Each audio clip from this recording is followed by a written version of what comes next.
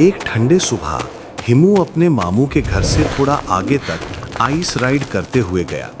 Snow के ऊपर पतली बर्फ की एक स्लिपरी जगह थी। वहां बर्फ इतनी फिसलने वाली थी कि हिमू ने अपना संतुलन खो दिया। एक झटके में वो पहाड़ की ढलान से नीचे फिसलने लगा। फिसलती हुई बॉडी एक बड़े पेड़ से टकराई और हिमू एक मजबूत डाली पर अटक गया, दोनों हाथों से लटकते हुए। नीचे घेरी खाई, ऊपर पतली ढाल और बीच में हिम्मू, जो कुछ पल तक जिंदा लटका रहा। फिर डाल टुक से टूट गई और हिम्मू फिर से नीचे गिरने लगा। जहां हिम्मू गिरा वहां बर्फ के भेड़ियों का झुंड था। बड़े सफेद फर वाले वुल्व्स, तेज आंखें, भारी सांस। हिम्मू तेज दर्द में था, घुटना छिल गया, हाथ चोटिल, सांस तेज चल रही थी। वुल्व्स ने उसे देखा और कुछ सेकंड में ही पीछे पड़ गए। हिम्मू जितना भाग सकता था भागा, पर बर्फ में पैर धंस रहा था और वो हर कदम के साथ और ज्यादा घायल होता गया। थोड़ी ही देर में पूरा झुंड हिम्मू को चारों तरफ से घेर चुका था। उसका चेहरा सफेद पड़ चुका था, सांस रुक रही थी, वो मौत के बिल्कुल करीब था।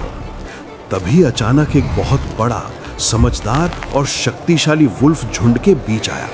उसकी गर्दन मोटी, आंखें गहरी और चलना राजसी। हवा रुक सी गई। उसने जोर से गर्जा, रुक जाओ। सारे भेड़िए एक पल में रुक गए। वुल्फ किंग हिम्मू के पास आया। हिम्मू बेजान पड़ा था, पर उसकी सांस चल रही थी। वुल्फ किंग ने हिम्मू को देखा और उसकी आंखों में कुछ अजीब सा एहसास जग गया।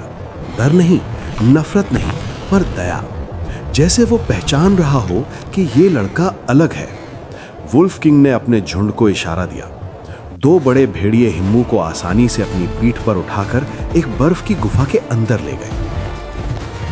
गुफा गर्म थी, अंदर से हल्की नीली रोशनी आ रही थी और बर्फ के पत्थर चमक रहे थे। वुल्व्स ने हिम्मू को एक नरम जगह पर ले आया। एक मादा वुल्फ यानी शी वुल्फ हिम्मू के घाव पर बर्फ के पत्ते लगाने लगी। उन पत्तों में ठंडक नहीं, एक प्रकार का नेचुरल मेडिसिन था। वुल्फ किंग शांति से बैठे हिम्मू पर नजर रख रहा था। हिम्मू बेजान था, पर उसकी सांस अब सही ढंग से चल रही थी।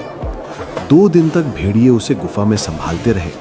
कभी उसके पास बैठते, कभी गुफा की रखवाली करते, कभी उसके घाव पर ठंडी घास रखते। वो उसका परिवार जैसे बन गए। हिम्मू धीरे धीरे सेहतमंद होने लगा। हिम्मू ने आंखें खोली और देखा कि वुल्फ किंग बिल्कुल उसके सामने बैठा था। डर लगने के बजाय हिम्मू को एक अजीब सा सुकून महसूस हुआ, जैसे वो कह रहा हो कि अब तुम सेफ हो। गुफा के बाहर तेज बर्फ की आंधी चल रही थी। अगर वुल्व्स ने उसे नहीं बचाया होता, हिम्मू कभी जिंदा नहीं बचता। हिम्मू ने थोड़ा सा मुस्कुराकर अंदर की गर्म हवा में डीप सांस ली। वुल्व्स ने हिम्मू को सिखाया कि प्रकृति में सब दुश्मन नहीं होते।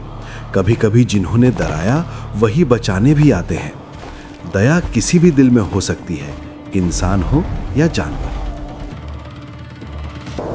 गाइस, अभी तक सब्सक्राइब नहीं किया था तो कर दो।